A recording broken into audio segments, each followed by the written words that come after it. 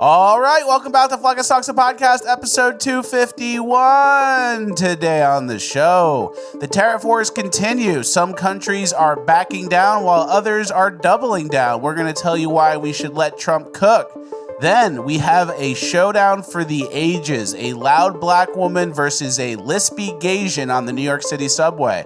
Then after that, we have some protester highlights from over the weekend. And last but not least, in Urban Decay, we have some fast food chaos, followed by the repercussions, followed by a liberal woman's idea for how to fix it all. We're going to tell you why it's not going to work. All this and more is Flux Talks, the podcast, episode 251, ranked the best news podcast of all time. Because words are just words until action actually starts. And actions speak louder than words. But at the same time, words speak louder than actions because sometimes it's the right thing to do. Very cool. Very cool. It's Flux Talks, the podcast featuring Richard Grabboy.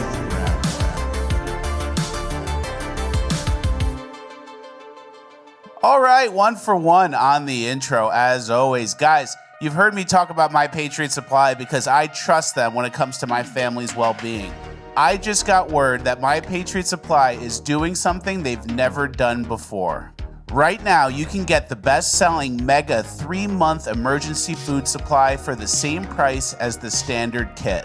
That's more than $360 of real beef, real chicken, plus farm-fresh fruits and vegetables at no extra charge. Even better, this kit now gives you 2,500 calories a day, more than any other emergency food supply I've seen. And let's be honest, when things go sideways, you're gonna need more than just survival. You need strength, you need energy, you need real food. This kit will be there when you need it. It lasts fresh on the shelf for up to 25 years, and it ships fast and discreetly. If you've been waiting for the right time, this is it. Go to preparewithfleckus.com right now and claim your mega emergency food kit while this offer still lasts. Preparewithfleckus.com is the website. It's linked in the description. Thank you to My Patriot Supply for sponsoring. Let's get into housekeeping.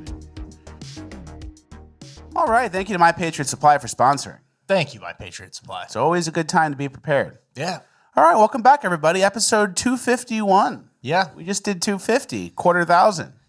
Yeah, and we usually do a little banter back and forth, but I think we missed it. That does feel like a round number, a significant round number. 250 would be a great weight to get to. Yeah. Yeah. For some of us. I'm under it myself. For some of us, that's an end goal. For some of us, that would be a great number to hit maybe by summer. I doubt it. I doubt it. All right, well, that's enough. We can't spend too much time on this. Okay. We're going to sidetrack the whole show. We have a lot to get to today. The tariff stuff, some protester stuff, crazy Urban Decay. It is Tuesday, so it's strictly business. Yeah, no fun at all. No bits. No last page of housekeeping. You right? guys got a lot of work left this week. Yeah. It's not even close to the weekend. But it is Masters weekend coming up. Yeah. That's That's actually one of the few sporting events that I really like. So yeah, that is exciting. Sunday at Augusta. And I'm not obviously ever going to encourage gambling, but Phil Mickelson, plus 15,000. He's 54 years old. He's the lefty, 3 times winner at Augusta. There could be value there. Oldest winner ever. There's a Jack story Nicklaus level run. And there's like an Americana to it too. Phil Mickelson, one last ride. I kind of agree. No gambling. No gambling. I was joking about that. All right, let's get right into it. Joking. We're going to start the show off with some lighthearted stuff before it gets a little heavier. We have a New York Post article. Will these summer blockbusters be hits or more giant bombs? Snow White's got everybody on edge. Snow White's got everyone nervous. And unfortunately, these movies are already made, so I'm not going to save anyone any time budget-wise. But I'll give you my opinions. Can you read what's coming this summer? Yeah, first off, Thunderbolts. So Thunderbolts, I don't know anything about it, but based on the thumbnail, I think it's going to be bad. That's a miss. 0 for 1, Hollywood. That's bad. All right, number 2, Mission Impossible, The Final Reckoning. Yeah, that's Double, going triple up. thumbs up. Tom Cruise doesn't waste anyone's time. He doesn't waste anyone's time, and those Mission Impossibles, as you know, I'm constantly watching them. Very entertaining. I think you cycle through them once a year. You probably cycle through them once a quarter. Okay, yeah. I just cycled through them 2 weeks ago. Okay, last one, Superman with some new guy. Superman with some new guy. It's going to do what all the new weird Supermans do. It's just going to go, meh. That's what I feel like. Superman doesn't draw. Superman was like 1950s era superhero. It doesn't really resonate. People, you can redo Spider-Man every decade. Yep. Get a new Tom Holland type, a new Tobey Maguire type. But Superman, they always miss. I'm going to be honest. Ever since Superman versus Batman with Ben Affleck as Batman, they kind of they threw it away. And I think Superman's too powerful. He's not relatable. Oh, he can do anything? He can stop the train? Okay. I think one time he flew around the world in the opposite direction and then turned back time. Yeah.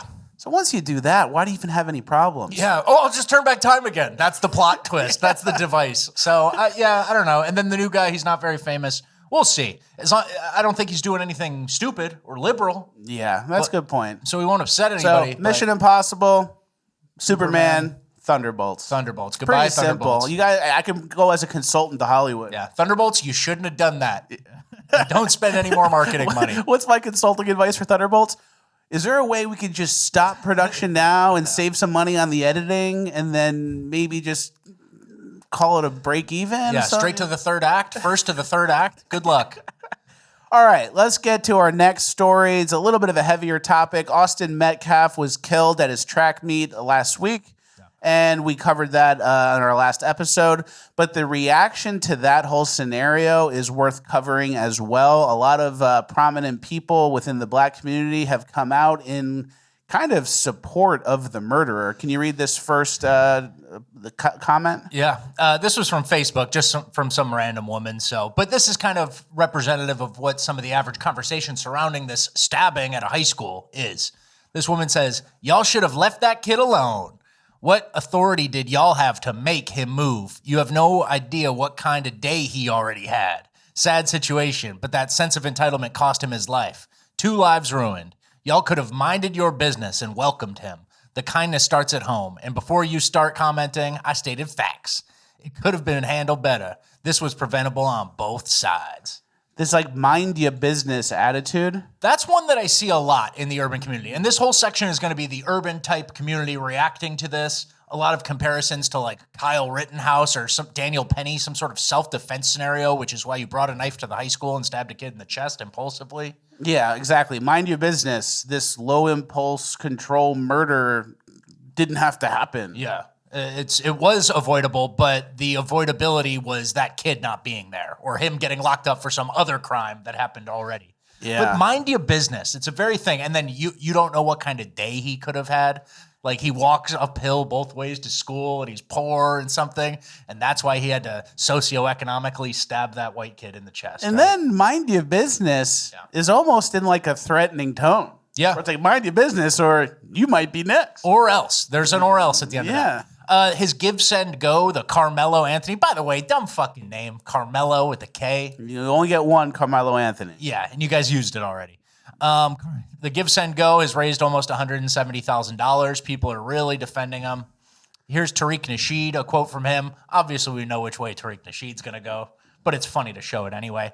And he uses the gun picture of the white kids and then the suit, the one time he put on a suit for Carmelo. And he says a suspected white supremacist named Austin Metcalf, pictured with his twin, allegedly demanded honor student Carmelo Anthony give up his seat.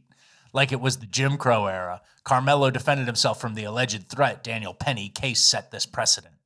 It's almost like we've said it before, like he's like a bit account. Like he's like almost ironic at this point, but he's not. Yeah, no, he has to do a certain thing. If it's black on white, either way, he just has to go this route and he just prints it. He keeps printing it and then his audience is not really smart enough to kind of notice when it's out of line. It's just like Jim Crow asking the person to go sit with their own team. Suspected white supremacist. Mention Jim Crow. Take the picture, the best picture you can find of the murderer. Like, it's a playbook for him. And then also the honor student. I'd like to see the GPA. I doubt those transcripts are going to get released. Mm-hmm. And this whole thing too, like a lot of it, for us, we're not really like, here's the facts, micro analyzing the like suspect or the guy did this and then XYZ happened. We're just kind of like, yeah, that's tragedy. I'm not surprised to see it. You don't bring a knife to school and you certainly don't stab someone over like a petty physical beef, even if it was escalated. It's all going to come out. There's going to be a court case for this. And then those court cases are obviously public record and this will be heavily featured in the media spotlight. So. Yeah, exactly. And then, like you said, people are comparing this to the Daniel Penny situation. Did he not do the same thing? I don't think so. I don't think it was even close. Yeah, restraining a crazy guy. Here they made the art for it. Dead white boy, mwahaha. And these are randoms on Twitter. It's like an instigator class of people, but they really do believe it, you know? And it's a lot of self-defense, mind your business. That attitude is very pervasive. And a lot of the reason for that attitude is because the urban community is kind of defending themselves from getting blanket labeled a certain thing based on like the worst outlier incidents. But then when you look at the data, it's not really outlier incidents. Can you read that tweet, please? Yeah, from Keith Woods, he says 4.5%. That's the number of black males in America who will commit murder in their lifetime. That's approximately 1 in 22 black men versus only 1 in 425 white men. So 1 in 22, and you're at a track meet and there's 200 kids there. One of them's going to be today. It's going to fucking happen. One of them's going to be today. Yeah, and that's just textbook statistically significant. Almost 5% is crazy. That is very crazy. Mm-hmm. And then there's some other stats that go along with this as well when it comes to proclivity to commit felonies. Can you read that? Not to play the I'm not a racist, I have black friends card, but even my black friends know the absolute state of the black community in the U.S. is off the charts level of bad, this original tweet said. And somebody quote tweeted it and said, we also know what folks like you are doing here, using the behavior of a small percentage of the black population to smear the majority. Just like how the left uses a small percentage of white folks to smear the majority as racist. We know the game. That seems like a reasonable Twitter opinion where you're kind of playing both sides. But when you look at the stats, it does get interesting when it comes to who's committing felonies and what percentage of certain groups. Yeah, this is from Memetic Sisyphus. He says, ask Bernie Sanders or the ACLU or the DOJ, and they'll all say somewhere between 25 to 33% of black men will be found guilty of a felony in their lifetimes. That's not a small percentage. It's not a few bad apples. It's a culture rotten to the core.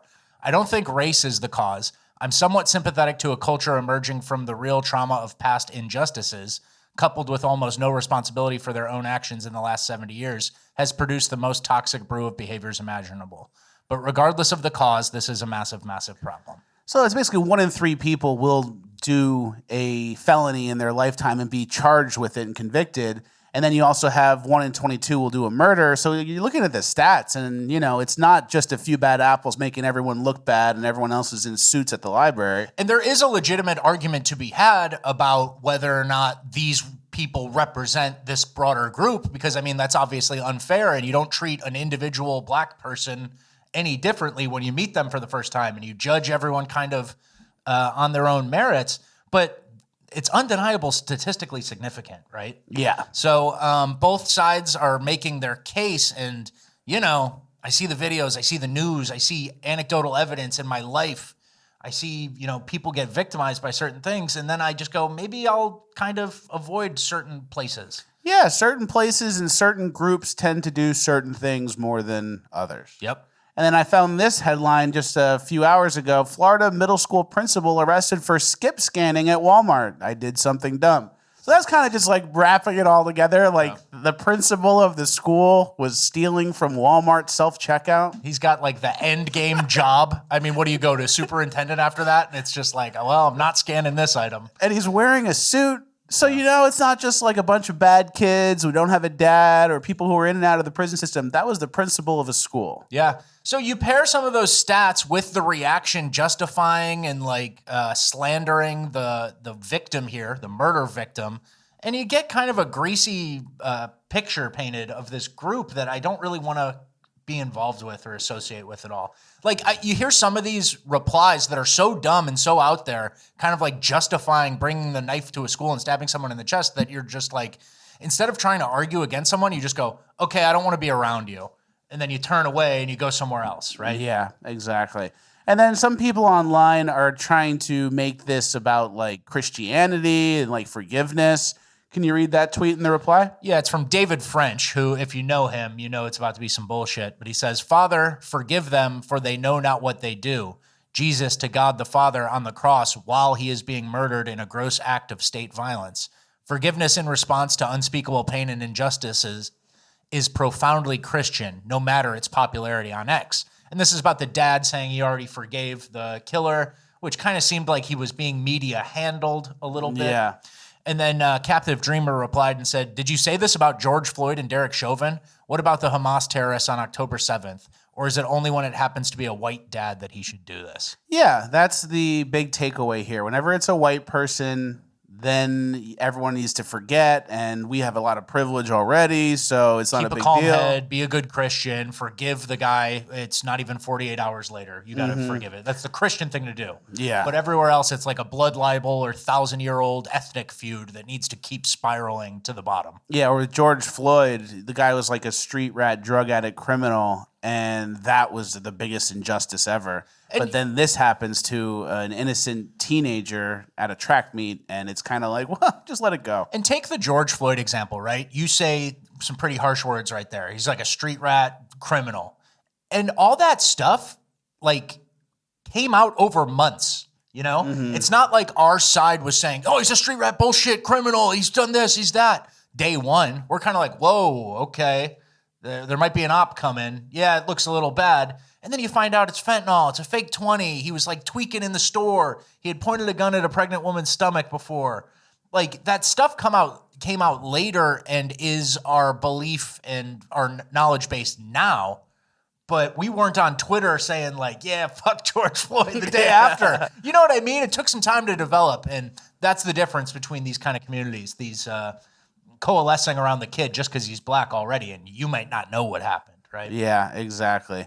And then our last piece from this section, it's a Hassan Piker tweet with a Matt Walsh reply, or it's a Matt Walsh tweet with a Hassan Piker reply. Yeah, Matt Walsh went kind of hard here, and he said, if I told you that a young man stabbed another young man to death for telling him that he was in the wrong seat, and then I told you that one young man in this altercation was white and the other was black, and then I asked you to guess the race of the assailant, every single person would know the answer immediately. Young black males are violent to a wildly outrageously disproportionate degree.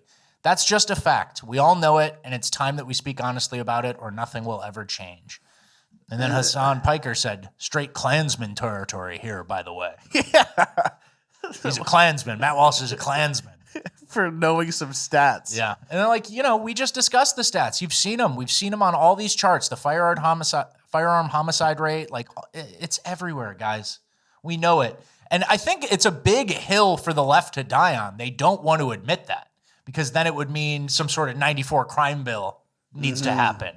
And they're against that for whatever reason because these people vote the way they like, I guess. Yeah. Is that what it is? They need just the racism angle, which I think they would get with a crime bill because then more people would go to jail, then they can cry racism more. Yeah, it's a never-ending cycle without ever acknowledging reality, right? We need 90s Joe Biden. We need 90s Joe Biden stumping we need Hillary Clinton calling them super predators. We need them locked up. Before they became unbased. Yeah. All right, that's the end of that section. Let's move on to our tariff section. Everyone's freaking out over tariffs. Markets are getting kind of smashed around, pretty volatile at least. Yep. Globally as well. We're going to go through kind of the best points we saw online, and we're going to tell you why we think Trump should just, let Trump cook on this. Can you start our opening tweet? Yeah, crashing the economy was totally fine when boomers thought they were going to die from a 99.7% survivable virus that didn't affect young people. That's a good point. Yep, and then they turned the money printers on, of course. Yep, that wasn't good. And then Cernovich had a good thing that sums it up as well. Well, he says the real world versus the fake world of stock markets and hedge funds. Truck driver, farmer, airline pilot, or train conductor is more important than hedge fund trader. This isn't close. One group of people creates value, the other skims cream, and often creates crises in order to profit from panic. Who makes more money? It's not even in the same universe. People who go into finance have unlimited upside because money gets printed and inflation helps asset holders. Real estate goes up, you can't afford a house, which means you rent from BlackRock. When you put the fake world ahead of the real world, jobs go away. Food prices become unaffordable. Owning a home is a pipe dream. While a tiny sliver of financiers reap all of the gains, it's time to return to the real world first. That sums it up. Yeah. And that's how I feel about it too. No one was complaining. None of these people who are all crying, no one was complaining when rent went up 3 times or 50% or whatever. Yeah, we're starting to see some cracks. Like people like Bill Ackman, who run like Pershing Square, are starting to get on and say Trump needs to pause these or do XYZ, and they're panicking and honestly begging for rates to come down and monetary policy to shift to exactly what happens to benefit them, right? Which includes asset prices going up and to the right forever. But yeah, you said it. He comes on TV. I remember Bill Ackman coming on TV, and he's a smart guy. He knows more about markets than us, and he certainly knows how to manipulate them more than us. But I remember he was on TV begging for COVID stuff, like we need to shut down, we need to do this, while short, and then he switches to long and is arguing for the money printing and all the relief and stimulus and all that. So he gets on TV whenever there's a crisis for him or something to exploit. But then 20% rent increases and my grocery is literally 100% inflation over 2 years. Nobody cries on TV for that. You just kind of hear it bubbling up, right? You hear it bubbling up from disgruntled people, maybe a TikTok story. I found a receipt from a year ago, and then it goes instant viral because everything you're getting scalped on, right? Yep, exactly. And then we have a Bill Ackman tweet here. Or is this Bill Ackman's exposure? Yeah, this is Bill Ackman's holdings. Zero Hedge was kind of roasting him a little bit. And it's his positions, which is like Chipotle, some restaurant group, Google, Nike. He's huge in Nike for some reason, which got killed because of it's all produced in Vietnam with, slave labor. Yeah. I can't fully say slave, but it's slave labor.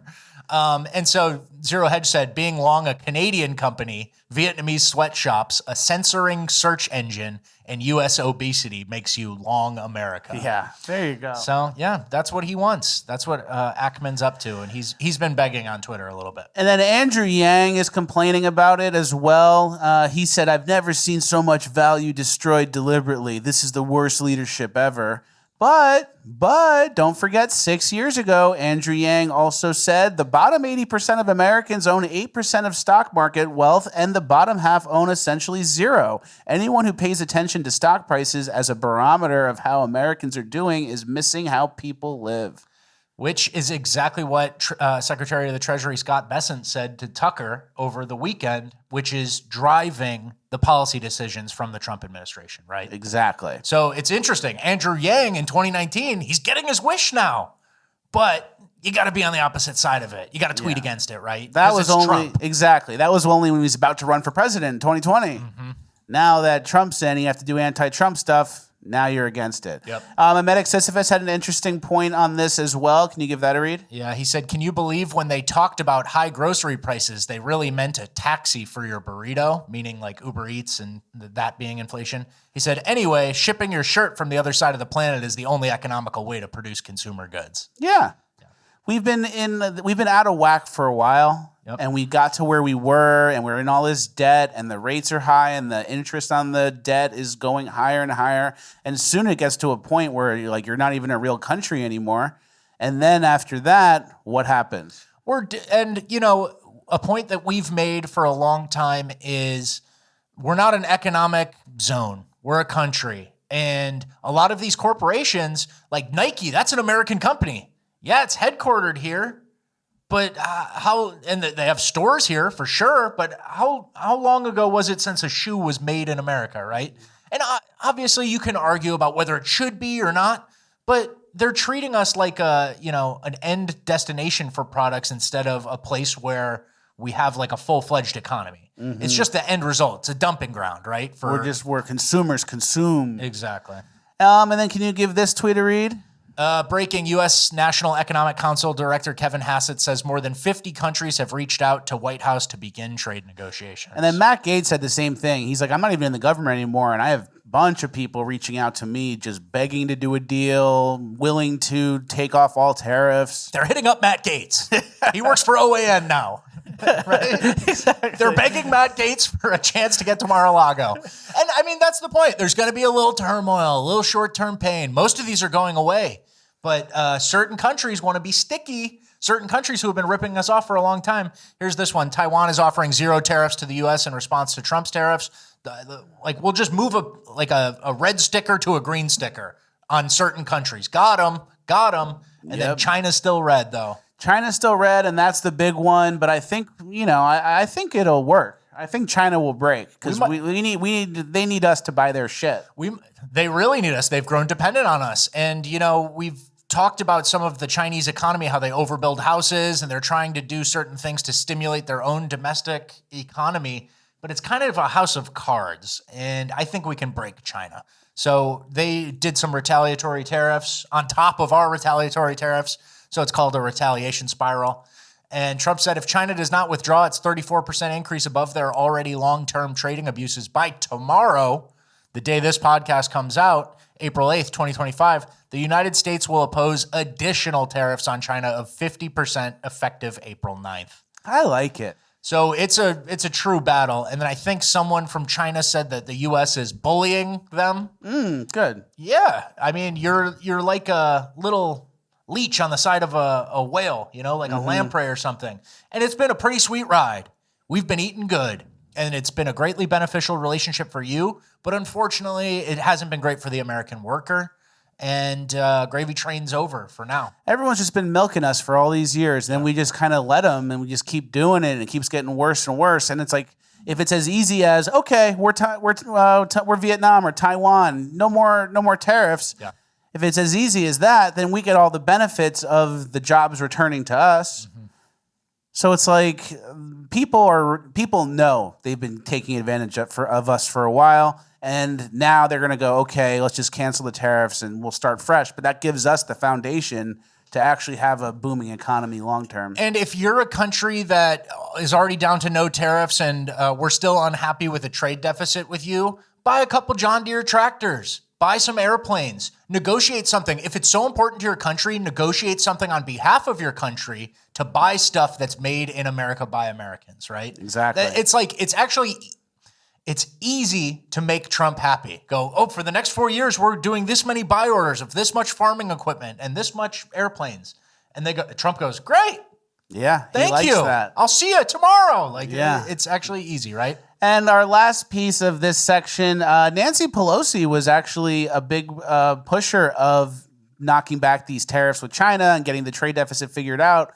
This was before, I guess, she got big into stock trading. But listen to her 30 years ago. How far does China have to go? How much more repression? How big a trade deficit and loss of jobs for the American worker? And how much more dangerous proliferation has to exist before members of this House of Representatives will say, I will not endorse the status quo. But if we just want to take up this issue on the basis of economics alone, China should not receive most favored nation status for several reasons that I'd like to go into now. Right now, we have a $34 billion trade deficit with China. It will be over $40 billion for 1996. In terms of tariffs, I think it's interesting to note that the average U.S. MFN tariff on Chinese goods coming into the United States is 2%, whereas the average Chinese MFN tariff on U.S. goods going into China is 35%. Is that... See, she's cooking. I like the Democrats from the early 90s. They were good. Something dark happened, right? Something changed. And that was Bill Clinton. Yeah. And then Bill Clinton went to Epstein's Island. So then it kind of... That could have been it. That could have been it. And then Hillary Clinton takes over as the post-Epstein Island Bill Clinton surrogate. Oh, yeah. Now you're cooking. I think that could have literally been it. But yeah, so... Israel. It's been a long-standing problem, right? And nobody's ever fixed it. And is there going to be a little short-term pain in the market or uncertainty when someone tries to do something that's been a problem, a thorn in our side for 40 years? Yeah, it's going to be a little bumpy. But the end result's going to be better, and a lot of countries bend the knee, and the ones that don't, they want to fight. It's going to hurt them a lot more than it's going to hurt us, right? Exactly. All right, let's move on to our next story. This we're going to have to be sensitive about. It's something that came across our desk. It's blipping on our radar. We're early to it, so we're going to let you guys know. But we also, obviously, before we get into it, have a great respect for our veterans. I always respect our veterans. We respect our veterans. We love our veterans. But we are having a conversation lately about fraud and waste and abuse and whatever. So there is some interesting stats about, is it the VA? Yeah, it's mainly about disability benefits for Disability vets, benefits for the veterans. which is paid for by the VA. Which is paid for by the VA. We have some interesting info, and we want you guys to let us know in the comments if you know about this or if you're familiar. I'm sure someone has some stories. So let's start it off with that first tweet, please. Yeah, one a crazy statistic, 30 to 35% of ex-vets that left the force since 2020 have claimed disability. That's a lot. So this is all about disability benefits. And here it is. In 5 years, VA benefits will exceed the DoD budget. And this is a straight line up on total outlays. So this is total spending for the U.S. Department of Veteran Affairs, which would include disability. And it's kind of showing projections through 2029 in billions of dollars. So it's a lot. It's a lot of spending. It is a lot of spending. And then this next guy kind of explains it the best I've seen. Yeah, he said a lot of military veterans don't want to talk about this. He tells a story about how when he was leaving the Marine Corps, what he saw and kind of people were told to game the disability system because why not, right? Yeah, they have a benefits before discharge program, and they were all encouraged to make sure they get that fully juiced. But I want to talk about what his story of what he's seen. He says, I've heard egregious stories of veterans who claimed a host of hard-to-prove medical issues, mental health, erectile dysfunction, etc., only to receive massive ongoing disability payments. Heck, tons of vets never even left the country and now are getting lifetime disability payments for their stateside service. It felt like dishonesty was almost encouraged and accepted in these disability applications. I have good friends, consultants, bankers, attorneys receiving $10,000 plus a year while having tremendously successful professional careers. I'm not suggesting veterans' disability should go away, but the award process requires more rigor and more scrutiny. And someone earning $250,000 a year in their career shouldn't be receiving disability payments. So that's interesting, and that does ring true. Mm-hmm. It does seem like maybe they're giving it away too easily, and especially if you didn't go to, battle and you weren't in battle and combat. How are you getting disability? Did you injure yourself with training? Was it a Camp Lejeune thing? I get that. Drink the water at Camp Lejeune. I've been hearing about that. I get that. But you look at this chart, the VA benefits, and it's like, whoa, we must have been 2 wars a year, every year, going straight line up. People are getting smoked, right? Yeah. But yeah, people who never leave the country or never get deployed, it just feels a little weird. And we have this example here. This was from one of the financial audit podcasts with that guy, Caleb Hammer. And this guy noticed, he watched the whole podcast. We didn't actually watch it. He said, this lady gets 100% disability and never left America. Never left the base she was stationed at, just know. And it's like this 26-year-old woman, right? And the whole thing is about how she rides horses and does like horse training. And I don't know, it doesn't seem very disabled. You're up on horses working another job, right? Disabled and horses don't usually mix. Yeah. And so this is one of those things where I think it's just kind of getting out of hand. And like all programs, you get like leeches or people who want to game it who aren't necessarily dealing with like a traumatic brain injury or something that really actually blown up. That really actually affected them. And I know people who got blowed up. Yeah. We call it blowed up. And then remember we showed a few months back the guy doing the video at the Army and saying, why did you join? And everyone was like, I want free college. Like, I got in trouble. I don't know. It's becoming like a benefits target thing. It's like a milkable thing. Everyone knows, well, you go, you don't even have to leave the country, and then they'll give you benefits, and then you get a free college, and then $10K. Free college, sprain your ankle, get some benefits. It'll be like $300 a month or something. There's something there. So, and here's the thing with all these entitlements and things and fraud that Doge is kind of like locking in on, right? This is the last. This is the last one you audit, right? Because a lot of people volunteered for their country and, did an honorable thing, and we don't want to over scrutinize them too much. Exactly. But something definitely changed, right? And there's some gamesmanship happening in order to get just these like how the illegal immigrant classes have changed over the years. Yeah. Like the post 9/11 military veteran class. Those are probably way more higher percentage great guys. Yeah, the Pat Tillman class, that type of guy. But then lately, when there's not many active wars and you're kind of just joining to get health care and free college, And then, oh yeah, and all you have to do is say this happened and fill out this form and you'll get this money for the rest of your life. That's where it gets a little precarious. Something to watch. I want to dig a little deeper on it, but we wanted to present the findings to the podcast. Yep. All right. Our next topic. This is going to be quick. It's just an update when it comes to deportations and kind of the migrant situation, but it's about international students. Yeah, there are already 130,000 fewer international students in the U.S. Has anyone noticed? And it says down 11%. International student enrollment has plummeted 11% from March 2024 to March 2025. That's not bad. Yeah, I like less people. Indian students declined by over 27%. Master's students declined by over 20%. And then this guy says institutions will lose up to $4 billion. They can afford it. They can't replace them with anybody? There's no Americans or anybody else who might want to get into a college program now? That's a good point. Yeah, I'll play a song on the world's smallest violin for all those people who wanted to, find someone to marry and land here. You know, Yeah. I don't really give a shit. Oh, the institutions lost $4 billion from all these Indian people. Oops. Okay, I don't care. Sorry, Harvard. Another tariff on India, please. Yeah. All right, well, we're into the final page of housekeeping now. Make sure you guys use this opportunity to tickle the post. Help us juice the algo. Leave a like, leave a comment again, then start yapping. Notifications need to be on. P.O. Box needs to be full. Old episodes need to be watched. And episodes also need to be sent to the boys in the group chat. Yeah, and mind your business. If Yeah. you see a young black man at the track meet, make sure you mind your business. Meaning, true. avoid them. All right, first things first. I saw this tweet and I thought it was funny. I just wanted to read it and I didn't have a place to put it. White people see a op and be like, we've got company. It's true. Yeah, that's white people Ops is universal. Yeah. All right, next.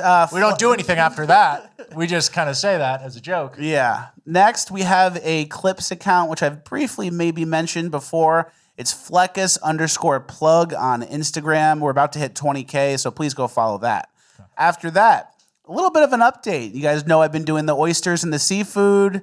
Whole house smells like fish. The oysters are now kind of dead and maybe rotting. I don't know if I'm still going to eat them. I'll get botulism. But is that what you get? Botulism from Botulism. Old oysters? So like the same thing on a dented can of soup? That's yeah. And the problem is like you cut them open and then sometimes I smell them and it's like, it smells like shitty fish. I know. But it's like. It smells like the bottom of the ocean. It smells like the harbor. Is it supposed to smell worse? Yeah. And then you don't eat it? But if it's shriveled up, you don't eat it. If it's got like this creamy liquid in it, then it's good. Oh, over the weekend when I was preparing for the show on Sunday, look what I made. There you go. At the house. Catering. And you can see the living room. I have back there Rob Smith cut out on the wall. Yep. But that was the vision. And look what came in the mail. The Oyster Boy vest. Congratulations, Oyster Boy. Can you admit it? Don't touch me. Can you admit it? Admit what?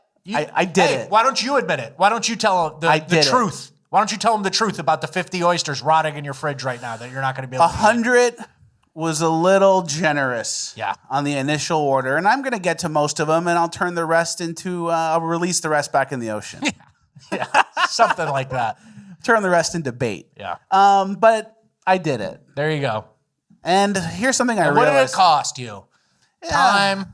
$500? The Yeah. custom Oyster Boy vest? How much was the custom Oyster Boy vest now that we're here? Well, it's a Brooks Brothers vest.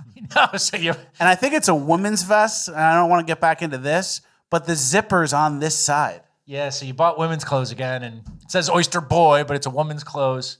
It actually looks good, though. I'm not just a hater for no reason. Yeah, it looks good. It's a classy vest. Yeah, it is. I work in finance. For a lady who's gonna ride on horseback on a cold, chilly fall day.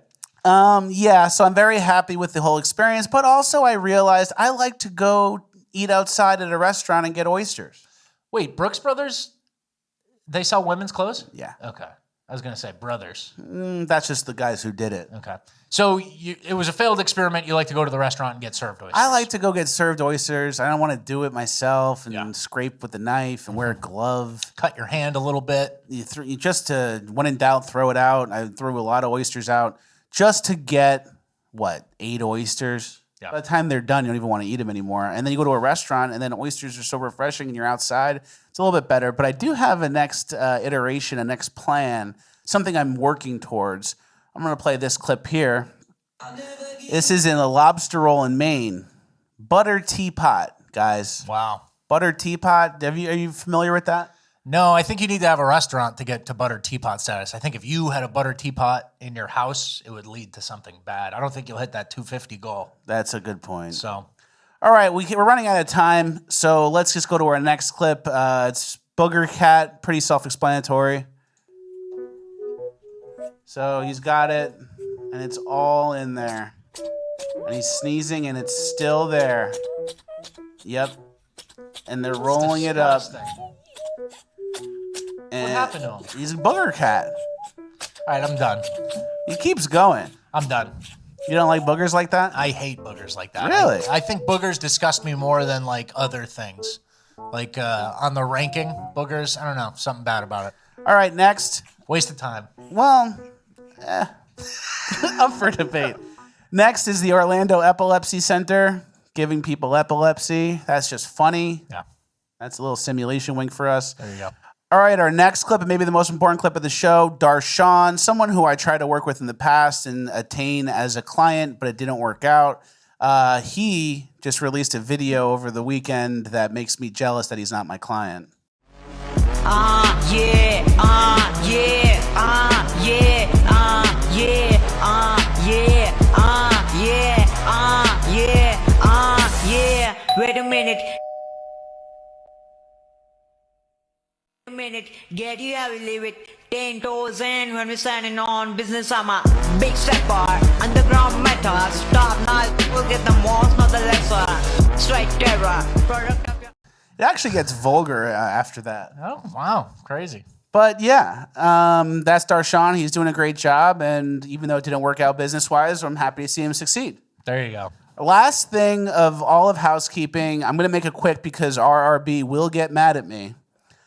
Bonus landers know I drive a murdered out Hummer H2 now, which is very cool. It's basically a military vehicle. And I thought, why not make it a full military vehicle? So if any of you guys are in the business of bulletproofing the car, I'm nothing crazy.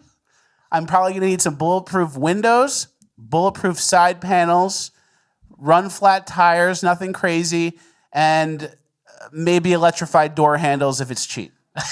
So if that's something you guys do, or you're familiar with, or you know someone who does, please hit me up. I'm looking to armor my car. Just because, imagine, it's like a safe house. And you can just go in the car. Oh, someone's coming at the car with a knife or with a gun. He wants to steal the car. You just chill. That's true. And it's like a safe house. Oh, someone's in the house. Get in the car. It's like, get in the car. The car is safe. Oh, the power went out for 3 days. EMP goes off. 3 days of darkness. What do we do? Get in the car. That's true. That's true. I'm with you on the end game. That's a very cool end game. But then I know a little bit more about your financial situation, haven't done your taxes yet, things like that. The shit coins I'm in. Gets me a little nervous. But hey, have fun, buddy. You only have one life. Yeah. Well, let me know, guys. I am very interested in armoring my car. No big deal. Okay. All right, well, that's the end of housekeeping. We're now moving on to Cringe of the Week. All right, our first clip of Cringe, similar to what we showed last week. Remember the girl who blows dumps on other humans? Yeah, she made, I think it was $1,100 after the Indian food. After the Indian food. Yeah. I wish someone would pay me to do that. I do it for free all the time with the one underneath. Okay. And, well, we have a new kink, I guess you'd describe it as. It's a financial dominator. And listen to how she describes her business. 4.2K in an hour, literally just telling a man to send me money over and over again. No nudes, no meats, no explicit content. Let me show you. So this is our Apple Pay drain. This is when we had to move to Zelle because his Apple Pay declined. And then this is the text of him saying, this is what I have left, and me telling him to send the rest. Don't worry, y'all, he had an extra 10K he was cashing in tomorrow. But the whole point of this is he wanted me to do this. What I'm showing you is a role play called a drain that is involved in financial domination, KINK. There's literally a whole niche of spicy work that revolves around you draining men's bank accounts, being kind of a bratty Regina George or a mystic, like, goddess, like, matriarchal figure, and, like, telling men to drain their bank account for you. And that is the role play they want. They don't want to meet you. They don't want your nudes. They want you to dominate their finances. And I have made over $750K in 4 years now. You can make up to $5 to $30 to $40K a month, all from your phone, all with your clothes on. And if you want to learn more, comment brat or go to the link in my bio. $2. Comment brat. That's the new age. That's the new age dream for women. The Miami condo on the 30th floor, and then a guy who sends you money and you don't even have to send him nudes anymore. All because he just lusts after you and probably has never talked to a girl that much in his life, and that you're interacting with him, and he just sends you all his money. But this is a real thing, financial domination, and I think the girl here, she's like trying to recruit other people. You want to learn how to do this? And it's kind of an oxymoron because why would you teach someone how to do this when you could just get the client? All it is texting and then they send you the money, right? Yeah. So it's kind of like eventually the roles reverse and then you need this guy more than he needs you. Yeah. Where it's like, I'll do anything to keep this client. Like, yeah. What do I do? And then you lose a client to another girl and it's like, I'm sending money to Cindy now. Exactly. Like for nothing. So, I mean, we don't really have much to say. It's weird. And obviously the men enable all this female behavior. So that's a huge problem. But this is the best gig you could possibly have, I would say. And I can't imagine you'd even offer to teach anyone else how to do it because it doesn't take that much time. You can just I can take on 40 clients. Yeah. I would pause my whole life to take on $4,200 an hour. Oh, I have to do a work text real quick. Send money now. Send it. Send more. But then, I mean, this is one of those things where this girl is like selling you a lifestyle. Here's what you can do. You got to take some horror baby steps first. Like you are going to have to send some nudes and some feet pics, and then you'll find that financial domination client, right? That's true. So horror steps first, baby steps. All right, let's get to our next story. There was a showdown on the subway, as we mentioned in the intro, of a gay Asian man versus a loud black woman. Which team are you on? I don't know. I'm on gay Asian man. Yeah, me too. I'm a fucking faggot. What are you gonna do about it? Yeah. So what? I'm so what? I'm a faggot. So what? You So a what? faggot? I'm an Asian faggot and you're a black woman. What are we gonna do about it? Why are you so mad about it? You're first thing in the morning. I am the Asian faggot. What are you gonna do Okay, about well, it? go one faggot. I am! I am! Okay. What are you gonna do about it, huh? You're mad. You're mad. You're mad too, bitch. You're a mad faggot. You're mad too, bitch. You're just a dumbass bitch and you know it, and that's why you're mad on me. You're still going. You're mad. Yeah, I am mad. You're mad too, bitch. Okay. Okay! It's a showdown. It's like Godzilla versus King Kong. Oh. But the gay guy is the giant monkey for channel posterity reasons. Okay, smart. But it's funny because like the New York City liberals on the subway probably don't know which side to automatically be on right away. Yeah, that's a coin toss, actually. Because it's a gay guy who's Asian, and then it's like a loud, mad black woman, and that puts like the white liberal ladies in a Chinese finger trap. Yeah, and I am only on his side because I know he didn't start it. That's all I know. He didn't start it. He's wearing the overcoat. He's dressed pretty nice. This woman was calling him the slur that I somehow can't repeat on YouTube, but we can play it on the video. I don't know how it works either. So I just know he didn't start it, and I'm on his side. So. And to be fair, there's a word he could have said to come over the top and win the argument and probably get the subway jumping. Yeah, Subway would have popped off. But it probably would have gotten him beat up by a girl. Mm-hmm. So he had the nuke and he didn't play it. He showed restraint. That's discipline. That's discipline. I respect it. Good for you, brother. Nice job, brother. And that's maybe what's left of the Democratic Party at this point. Yeah. Loud, yelling, gay black people, an Asian woman. Yeah. Scrapping over who's correct. That's actually really a very good microcosm right there. They're fighting each other. Yeah. All right, let's get to our next story. This one's quick, but I thought it was funny. This gay guy posted a reply, and the question was, so you're saying I may have a chance with my straight coworker? So he's basically encouraging this gay guy to investigate whether his straight coworker is actually straight. I almost guarantee that you have a chance with your straight coworker, especially if he's a little open-minded. What I would do is just invite him out for a drink, like on a Friday or Saturday night, and then after drink like 3 or 4, see if he's into dancing, get a little flirty, and then just see how he responds. It's pretty unlikely he'll get offended, and you'll know right away if he's down or not. Just don't make it weird. Yeah, so the whole point of showing this is to show how much of their own world the gays operate in. Yeah.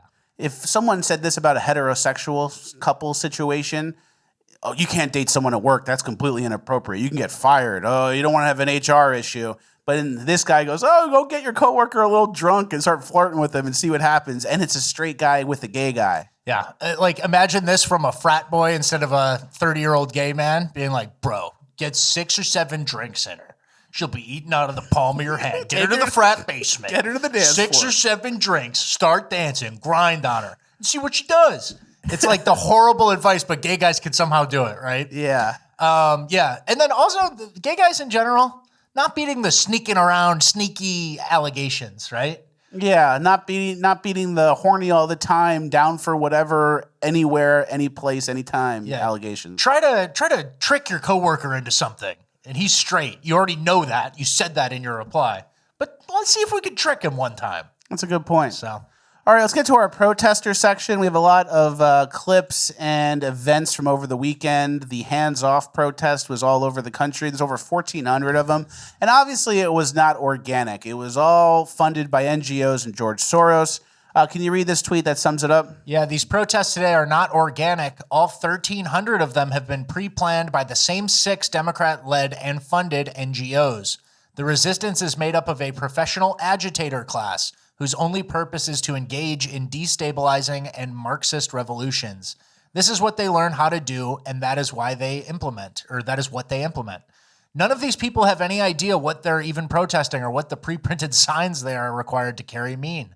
Their purpose is to psych you out and make it seem like the whole country is not behind this president and his agenda, but that is a lie. That's the main point. Yeah. It's all fake and gay and paid.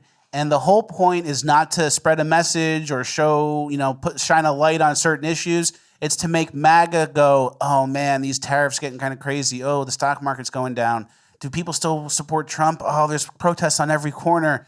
And it's just to get MAGA for a little bit to subtly just feel like, oh, maybe the support isn't behind Trump. And that's not the case. Yeah. And we have this next clip. This woman is fat and illegal, I believe. Which you can be one or the other. My name is Gracia Martinez Rosas. I am an immigrant.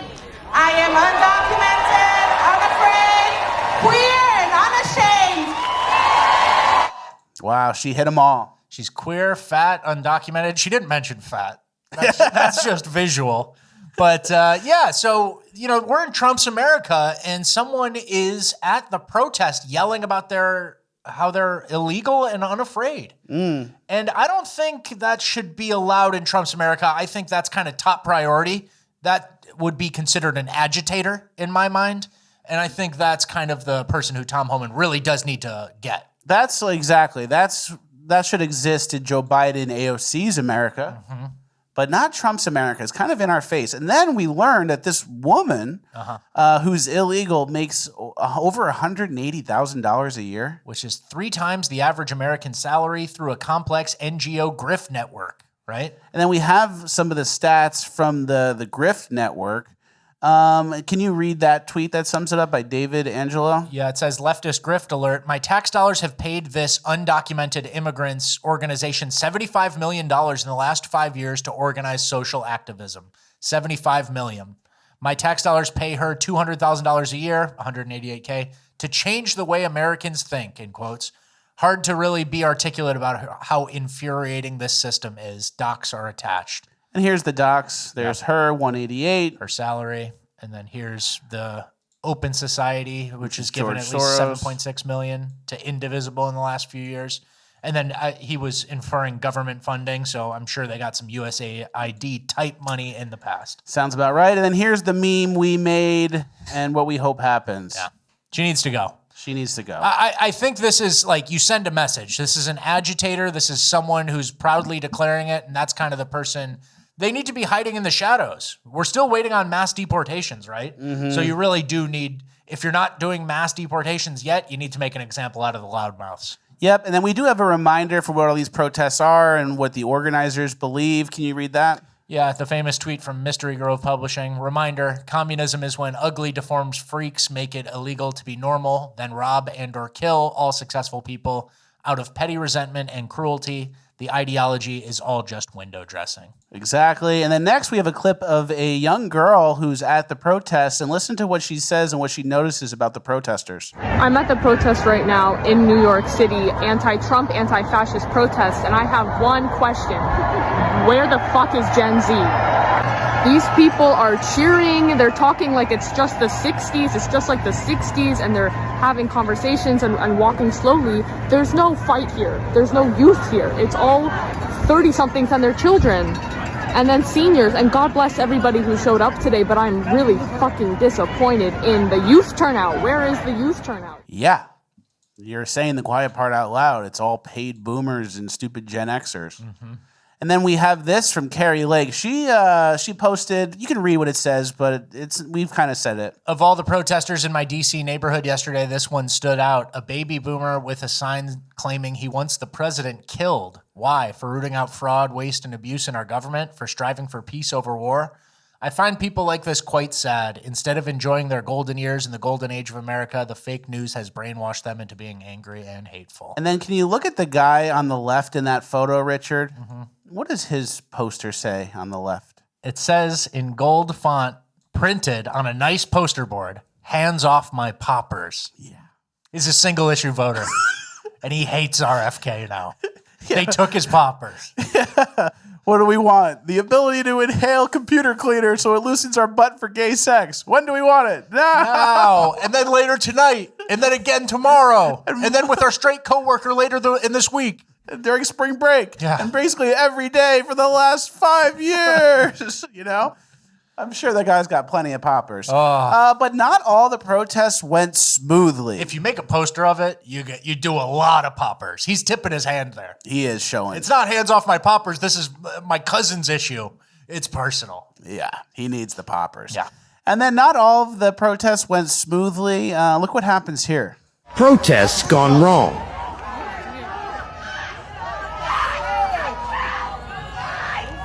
So this fat woman in overalls tried to take the mic, couldn't get it. And here comes the weapon. And then the weapon walks up. His shirt says, "I am the weapon." Boom! Open-handed. And he stands there menacingly. And no men go knock him out for that. Nobody It's a Democrat rally and everyone's homosexual. It turns into this. Calm down. Yeah, everyone just please be calm. Yeah, so that sums it up. That was what happened over the weekend.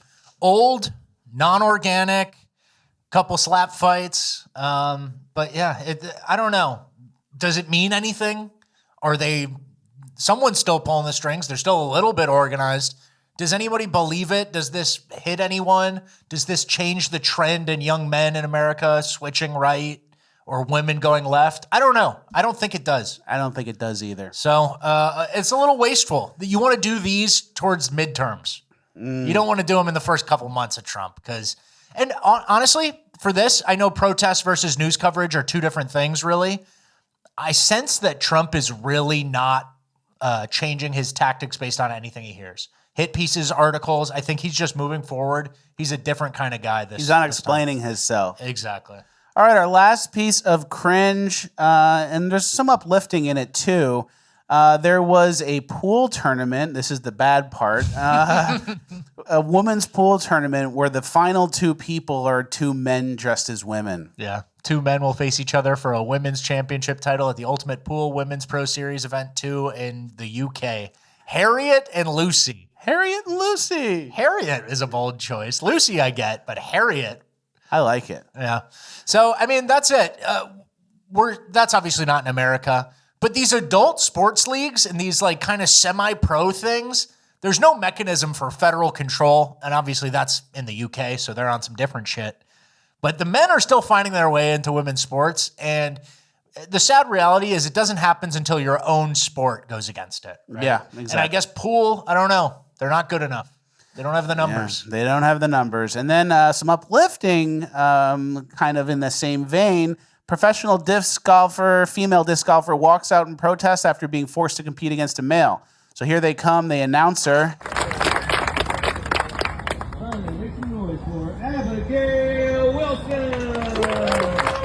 She gets to the tee, and instead of throwing, she has a fake throw.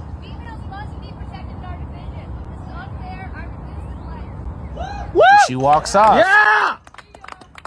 That's very nice. She says, females must be protected, and this is unfair, and I refuse to play. And let's go to some of the unfairness. Yeah.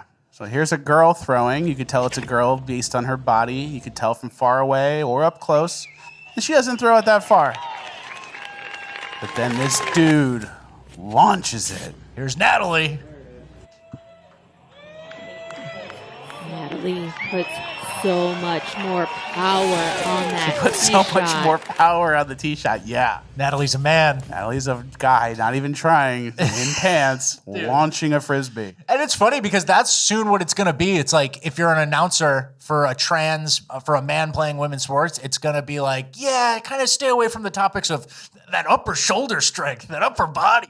Look at how broad she is. Absolutely dominating. Yeah, you have to like start choosing your words more carefully. That's the next step for taking For over whatever your sports. reason, Natalie just has the ability to really launch it. She's got that dog in her. Natalie has that dog in her.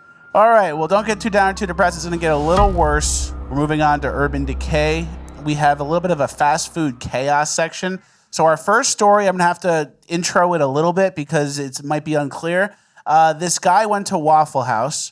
There was a homeless type street rat who approached him asking for money, and he told the guy, instead of giving you money, I'll buy you food from Waffle House. What would you like to eat? And here's what happened. He was just trying to get some food. Altman's decided to order the man food. I opened my car, I was gonna go get him some food, and literally the second I opened my door to step out, he just like starts stabbing me. Fort Worth Police Department says Quindarius Cartwright is the man who cut Altman's in the face and chest. Photos of the bloody gash are too graphic to broadcast. Genuinely thought I was gonna die. It was so much blood. Walked in Waffle House, they were freaking out. I mean, I'm sure it's probably a traumatic thing for anyone to watch. Video of Altman's recovery shows his swollen face and stitches. Most of the stab wounds like to the body weren't really too bad. It was just when he stabbed me in the face that was like, it was really bad. On top of injuries, Cartwright reportedly stole Altman's car and joyrode it to a strip club in North Fort Worth. So that's what you're dealing with here. Yeah. You offered to buy someone food and not give them cash because maybe that would help them a little bit more. Maybe they have issues. And you get stabbed in the face, and then you seek medical treatment at a Waffle House while your car gets stolen and driven to a strip club. Yep. Doesn't care about you. You were going to help him, but he's on his way to a strip club with his neck tattoos and shitty haircut. Let's freeze frame on his mugshot. That's not the kind of guy you help. And I'm going to go over this for a couple reasons. That's not the kind of guy you help because this is an able-bodied 30-year-old-ish man, right? Pull yourself up by your bootstraps, King. Yeah, you got tattoos on your neck. You had time for that. You had money for that. I had to pay someone to get that. And then one of the things that Mimetic Sisyphus always talks about is in terms of homeless people, right? Homeless people, for the most part, fell through a lot of social and familial safety nets, right? So a guy like this, you don't think he crashed on someone's couch first? You know, and spent too much time on someone's couch? Pretty much. And like, so he had a job or he lost it and then did this. And then he crashed on his mama's couch and then she kicked him out. So he went to his boy Day Travion's house.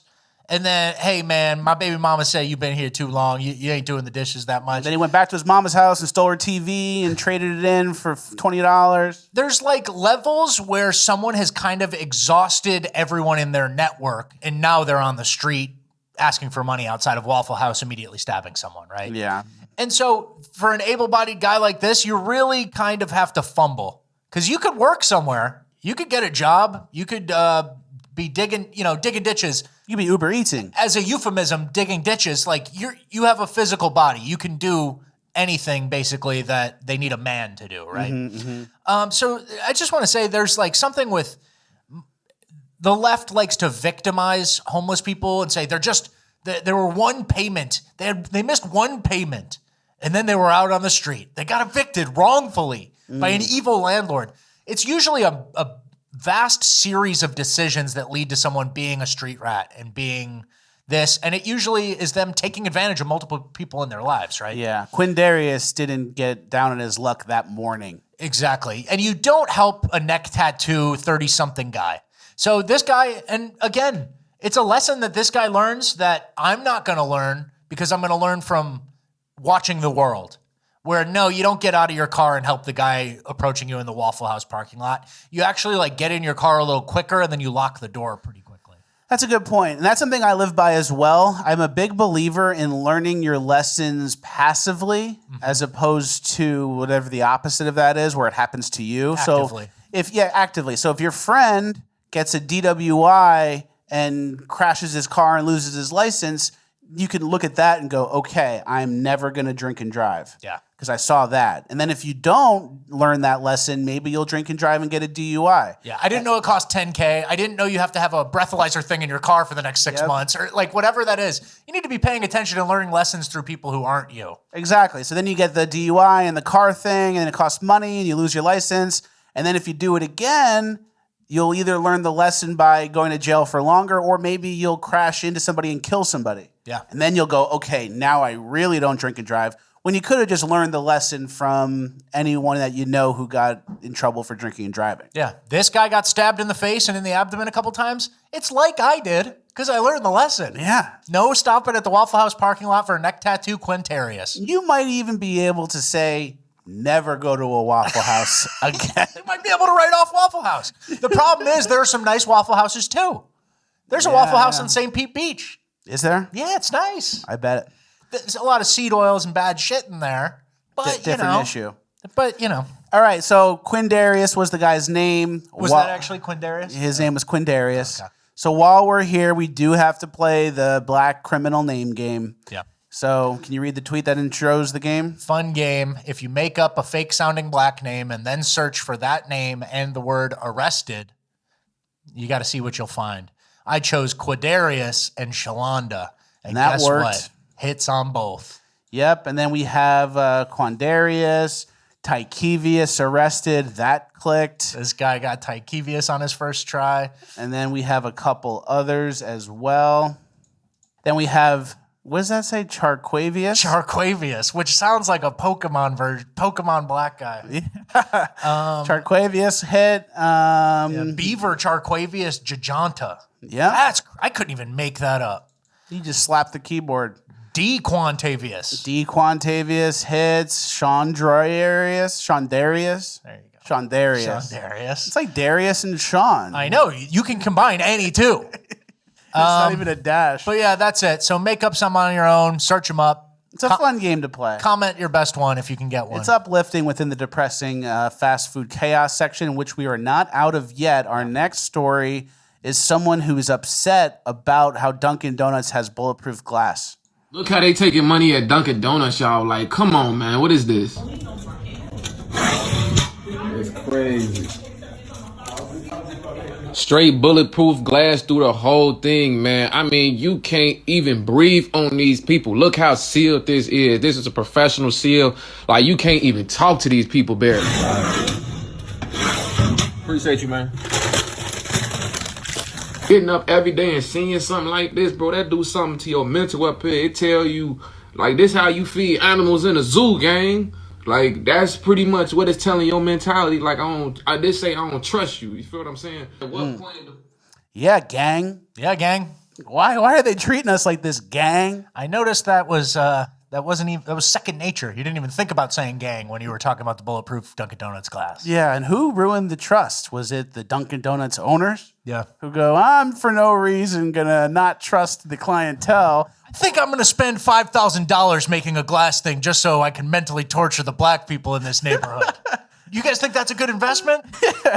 Yeah, and then if you're so mad about it, why don't you just throw a napkin dispenser at the class? Yeah, start stealing straws, make a mess in the unlocked area. And go on Facebook Live and film it. It's so funny. They get to the point where they're mad about it and think about how this makes you feel, but then they're incapable of going, wow, I wonder how the Dunkin Donuts workers felt when we assaulted them, and then when it was open at 5 a.m. and I was still drunk from the night before, and all the bad shit we did to get to this point where a business owner has to spend probably actually $10,000, a lot, for this. So there's no thinking about them. It's just, how does this make me feel? I didn't trash this place. Just a significant enough population of my neighborhood did. Yeah, you're painting a broad picture, pretending we all do it. When it's like, well, 1 in 3 is a felon, and there's 50 people a night. But it's actually interesting, too, because I think, this guy is right. Like, it does only happen in black neighborhoods. But it's not It's not chicken or the egg. It's easy to understand what happens first. Yeah. The place becomes a mess first, and then they hit a breaking point and put up glass and slide it through a prison slot. Mm-hmm. They didn't do muffins. Yeah. All right, and then we have an example. Didn't do muffin through the slot. Didn't do muffin. And then we have an example of how places get like that. This was an interaction, I believe, at McDonald's. And look how it plays out. Got the fries. Oh, yeah. Fries and hot oil, willing to burn someone and disfigure them for life. Yeah. Something big must have happened. Think about how that make the fry thrower feel. She probably felt like trapped in the cage, and that's why she had to throw the fries. It's like we're not thinking about the victim or the worker who has to clean it up or anything. So, yeah, we're going to put up some glass. Why are the owners of McDonald's leaving these weapons around? Yeah. Just baiting us to go attack each other. They got the fries and oil. They got the napkin dispensers. That's basically the level of analysis happening from that community. Hey, gang, why'd they leave the weapon out? That make you feel some type of way, like I should attack someone with the fries. Exactly. And then there was some discourse online about these types of incidents and what can be done to fix it. From the white woman's perspective. From the white woman's perspective. That's the key. And then listen to what this woman, Taylor, thought up. She said, I have an idea for making the United States safer. We should look at the neighborhoods with the highest crime rates and place a new small library in the center of those areas. Imagine if we opened 500 new libraries, 10 in each state, in the areas that need more support, community, and safe places. This lady's got ideas. Holy shit, I never thought of that. That could just work, right? This was a really funny tweet about this because obviously we know these areas, these people don't go to libraries. Yeah. Only several of them have their library card, right? Mm-hmm. But this guy summed it up in a hilarious way, which I think I'm going to use a lot more often for other types of these things. But he called it Sim City brain to think that adding libraries to the ghetto decreases the crime stats, LMAO. Sim City brain. Like you could just social engineer, boop, boop, oh, I'll put a TV here and I'll make them walk around the track and then they'll be healthy, right? Yeah. It's not really how human nature works. You can't just you can social engineer a little, but you can't save a fallen neighborhood, right? I was going to shoot my ops, but then I read that book, Lovely Bones, and realized how treacherous and painful it is for a mother to lose a child. So I decided not to. Experiencing loss seemed to have had a profound impact on that mother. And then I listened to Holes and Stanley Yelnats, and he was sent to that labor camp. And I didn't want to be in that. Yeah, Stanley Yelnats, it's actually front and back. The spelling of the name is the same both ways. I know how to spell both of them. That's a palindrome. I learned that now. And then can you read that other tweet that was very insightful as well? Yeah, I will say it as many times as I have to. Women think that politics is about handing out snacks and toys until everyone is equal. Women will literally get up in the morning in their safe and comfortable homes and sit down at a nice modern computer that we made for them. And the first thought they have is, where are all the murderers? Let's buy them stuff until they grow nicer because they are babies who need my mommy love.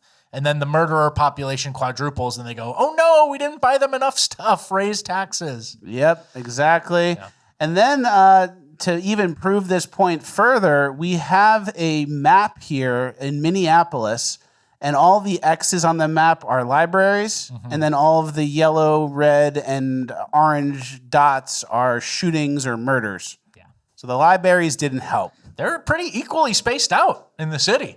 Yeah. And you know what's funny? They don't care about the libraries at all. And you know what's funny for something like that is the city was made, a lot of America's cities, there was a period of white flight to suburbia. And so the libraries are predetermined. Look at how equidistant they are in Minneapolis. And the shitty areas still turn shitty. Mm-hmm. What reason was that? Maybe it's the same reason the Dunkin Donuts got the bulletproof glass. Exactly. No. Well, don't get too down or too depressed. We are now moving on to Uplifting Gold, and we have a lot of uplifting stuff today. Okay. First, these kids went to prom, and look how they arrived. So they came in a hearse. There's a hearse, and a coffin's being pulled out. They got copyright music, so. And we're going to fast forward a little bit to the reveal. And wow, he pulls out his date. Look at this.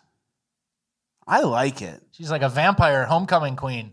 Yeah, but that's a certain, not trans, I hope, but She's like, Have you been at Uplifting Gold at all? Not trans, I hope. Well, she's like 6'3" in heels. She's just a tall girl, and she's very lovely. And I'm not calling her trans. She's very tall, and she's wearing heels, and her boyfriend might be short. You just had a flash in your brain for a second. We just got out of Cringe.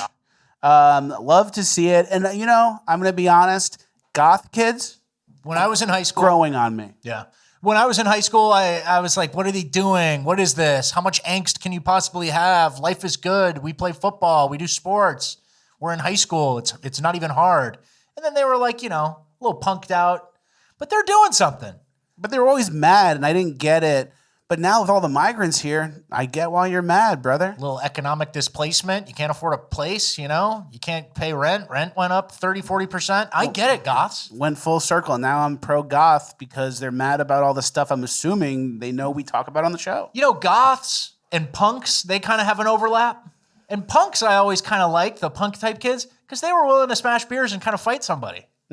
So I'm starting to respect. These are rivalries I had in high school as a, you know, on the football team type. All my friends were kind of athletic and stuff. Now I like goths. Because we're having to redraw lines where it's like white Americans against like migrants and trans people. That's part of white culture. That's white culture. Whether you like it or not. Exactly. All right, our next clip is just a funny clip. There's some sort of fight. Oh, don't strip him. Don't strip him. Took his shirt off. I don't know why. Here he comes. Damn. Oh, got his ass.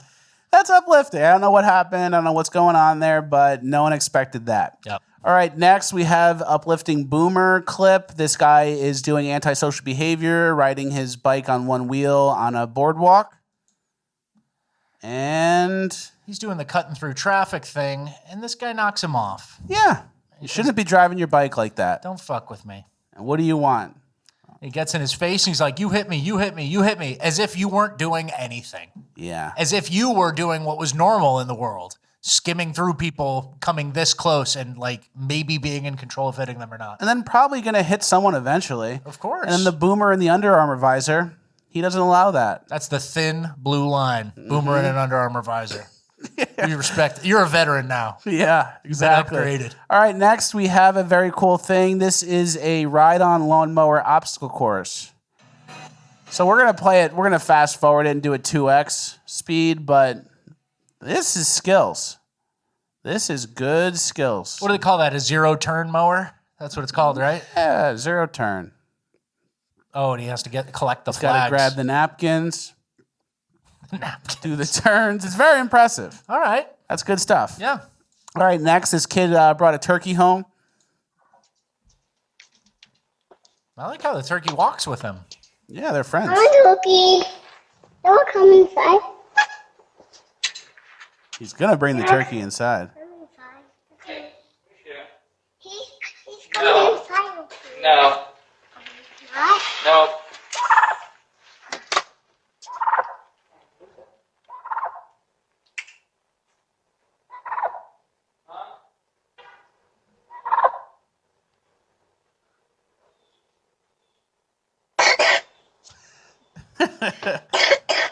Just coughing. That's good little kid stuff. And what an experience. Like, you don't understand the world fully yet. Yeah. And then you're like, you spent an afternoon walking side by side with a turkey. That would never happen in real life. That's Disney movie shit before, you know, they went retarded. Yeah. Little kids have something with animals. They just kind of hold them, or in a certain way, they look at them in a certain way that's really non-threatening, and then they kind of get them to do more. Yeah, they get more out of them. There's mutual respect. Yeah, There's less fear, too. All right, our last clip, it's truly uplifting. So if you didn't get uplifted before this will do it for you. They're honoring an Iwo Jima vet. We don't have royalty in the United States, but we sure have something pretty close, and he's sitting in row 1. We have a survivor of the Battle of Iwo Jima aboard. Gordy is 100 years old. He landed on Iwo Jima on his 20th birthday. I know I've had some great birthday parties, but not quite as dramatic as that. So please, a round of applause for Gordy. If it wasn't for him, we wouldn't be here. Thank you, sir. It's an honor.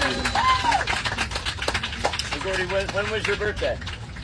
February 19th. Oh, happy birthday. Very nice. Love to see it. Yeah. He takes advantage of the VA benefits. That's who deserves it. Oh man, hey, going to war and fighting a super bloody battle on your 20th birthday. Wow. They just did it. That generation, man. Yep. All right. They lost a lot. Yeah. But the ones who came back with something, it's kind of like a weird thing. Yeah. The ones who came back with something a little deeper. I don't know how to describe it. Me neither. Well, that is the end of the episode. We're moving on to Bonus Land. So if you guys love the show and you're still watching, FluxTalks.com for Bonus Land. Before we move all the way on, we have a very special happy birthday to Jamie Jam West on Instagram. It's her birthday. The only thing she wanted for her birthday was happy birthday from an oyster, from one of my oysters. Oh, wow. So, Nick the editor, I don't know how that's going to happen. We're going to see if he can do it. Here it is. Happy birthday, Jamie! It's me, one of the oysters, Fleckus Pot. That's going to get thrown in the trash because I went sour. Happy birthday. Thank you for supporting us, and we love your art. Happy birthday, Jamie. Happy birthday. Very cool. Thank you guys for watching. Like, share, subscribe, all the good stuff. FluxTalks.com for Bonus Land. We went long today. We're going to get deep into Fleckus financials and... No, I don't think we are. We've done that enough. Bulletproofing the Hummer. We're gonna have to talk about it a little bit, but we do have really good clips. Really good Urban Decay. There's a baby who grabs a gun while his mom is twerking on Facebook Live with Patron. We also have another clip. What is it? It's very good. We're at the end of the episode, so we're allowed to do this. We're allowed to waste a little bit of time. A traffic incident that turns into a shootout, so that should be pretty good. A lot of good Bonus Land clips. Now's the time to join. Thank you guys for watching. We'll see you on Friday.